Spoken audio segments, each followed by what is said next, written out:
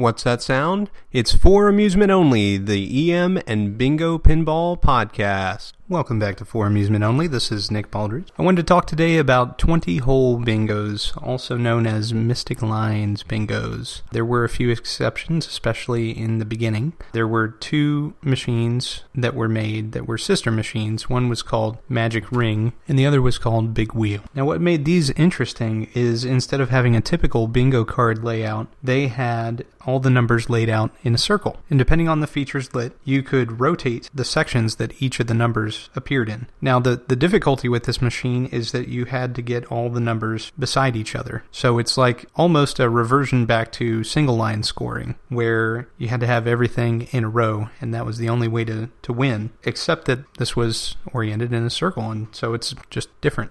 They only did that for these two games, and then they switched to kind of the standard mode. Now, they had experimented with this with a couple of games before Big Wheel and Magic Ring, but they completely dropped the ring idea after those two. So a typical 20-hole Mystic Line game is characterized by the colored sections. They did away with inline scoring, where you have a typical bingo card layout of 25 numbers that are oriented in horizontal, vertical, and diagonal scoring potentials, and switch to this colored sections setup where there are 4 numbers in each colored section, and then a 5th number that is characterized by a colored star in a white section. There are only 5 opportunities to land in a particular section. And the trouble with the 20-hole Mystic Line games is that 5th hole, the star hole, is only usable if you get the other 4 in that particular section. So say, for example, I have the blue section, and I land all of my balls in the blue section except for 2. Now, one of my balls in the blue section happens to be in the star zone, and the other 2 land in the green section. Well, I can't collect my blue replays because that star zone counts for nothing. Now, if I had landed all 5 of my balls in the blue section, then I would have scored as if there were 5. That's the only way to score 5 on these Mystic Line games. Now, the machine that I own in particular is called Double Up. And what makes that interesting is the ability to wager where you're going to land and increase your replays accordingly. So if you have a particular feature lit, it will allow you to wager that you're going to land in that color. And if you do, you'll receive double the normal amount of replays, the stated amount of replays that are shown in the odds section on the backlash. But what's a wager without a little risk? So the risk is that in every other colored section, you'll only receive 1/2 of what you normally receive. So for example, if the normal 3 in the colored section score gives you 4 replays, and I set red to be double, then I'll receive 8 replays if I land in the red. But if I land 3 in the blue instead, or 3 in the green, or 3 in the yellow, then I'll only receive 2 replays. And that's kind of disheartening when that happens. Although the machine makes a nice extra bit of noise when you get half a replay. Well, it's not really half a replay, but you only get half of the normal amount of replay. So on Double Up in particular, you can also randomly be awarded double odds in a particular color. And that's pretty neat because if you get the score changing feature, you can set that particular score where you have double already lit to be double or quadruple. Instead of receiving 4, you receive 16. Pretty neat. Now, it's rumored that these games, Double Up in Hawaii, which is its sister game, forced Bally to move to 4-digit replay meters, because if you have your odds stacked all the way up to 600 and you have double set, you can win up to 2,400 replays off of a single game. That's 2,400 nickels. Pretty cool. So what makes a Mystic Line anyway? Mystic Lines are the feature that replaced Magic Screens. Magic Screens were very popular because you could change the normal layout. Same way that you could change the normal layout with Magic Squares or Magic Curtains, which I haven't discussed before. Well, Mystic Lines did it a different way.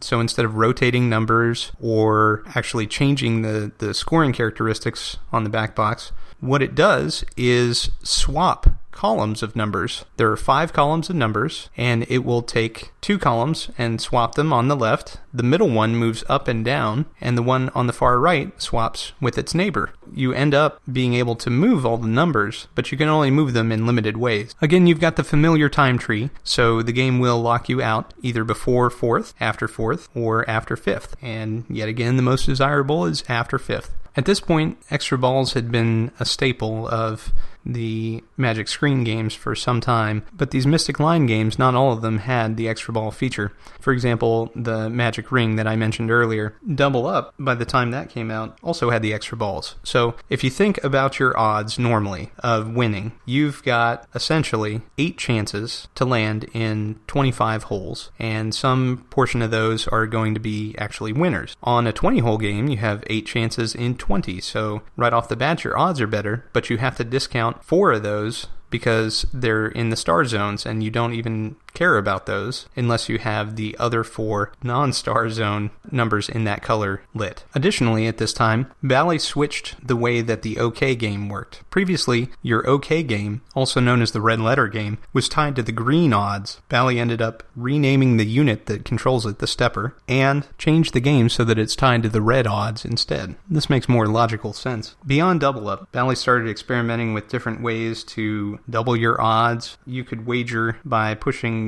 a white button similar to Bounty, but instead of for a skill shot, it would wager to score triple the normal amount of odds. At this point, some operators were switching their nickel bingos to take quarters, and it would give you automatically 1 play when you deposited your quarter, and increase the replay counter up to 4. So then you had 4 additional button presses before you had to put in more money. As far as I can tell, and especially on mine, they came from the factory accepting quarters. Now, for our technical segment, I want to take a little diversion here into the land of 20-hole bingos and talk about how they differ from the earlier Magic Screen games as far as what's contained in the cabinet.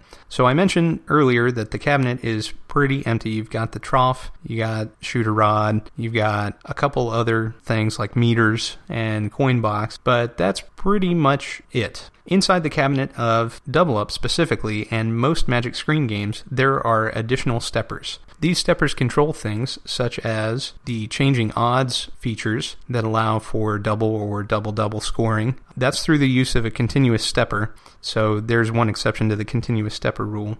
Another continuous stepper would be the coin unit, which they didn't really need before. When they started accepting quarters, they also started doing a special revenue sharing feature where there's a diverter installed right underneath the coin mechanism, and when a coil is powered, it will drop the quarter into the coin box as normal for the operator, and when the coil is not powered, it allows a special little chute to appear, and the chute funnels that quarter into a separate secondary coin box. That coin box can be collected by the bar owner. So the bar owner gets to take their earnings directly without having to wait for the operator, and with that, perhaps they can pay off, or they just hold on to it as their share of the earnings. So that's a pretty fascinating little feature, and when I first bought my game, it was missing the coin box for the secondary chute, and the secondary chute didn't work at all. I was able to repair it, and I find that pretty amusing today because I can take out the quarters from the side, and it's like a special hidden area that no one would really know about or think to look for.